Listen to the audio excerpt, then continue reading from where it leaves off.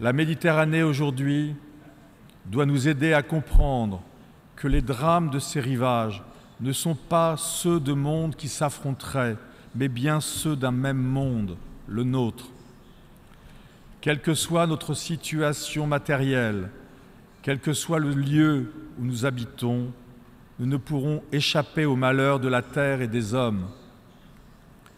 Qu'il s'agisse de guerre ou de montée des eaux, de famine, de tempête ou de fanatisme, notre interdépendance est désormais totale. Et pour citer John Donne, ne nous demandons donc pas pour qui sonne le glas, c'est toujours pour nous qu'il résonne. Je rappelle en outre que Monaco s'est engagé à réduire ses émissions de gaz à effet de serre de 50% à l'horizon 2030 par rapport à 1990. Malgré sa faible responsabilité dans les émissions globales, notre pays a l'ambition d'être un précurseur dans le déploiement des modes de déplacement et de consommation énergétique innovants.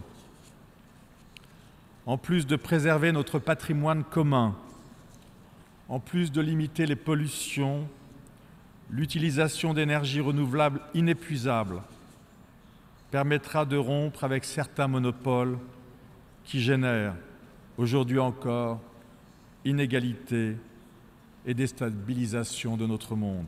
La principauté de Monaco s'est mobilisée dans les négociations très importantes qui se déroulent aujourd'hui à l'ONU autour des enjeux de la biodiversité au-delà des juridictions nationales.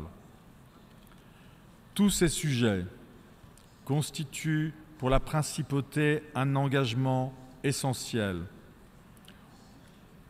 Tous ces sujets prennent en compte une préoccupation première qui est l'invention de notre avenir commun.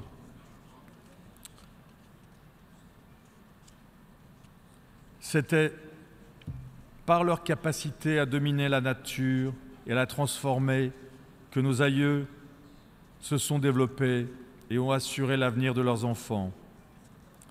Or, il nous faut désormais admettre que ce sera par notre capacité à protéger la nature et à accepter ses règles que nous pourrons nous accomplir et construire un avenir pour l'humanité.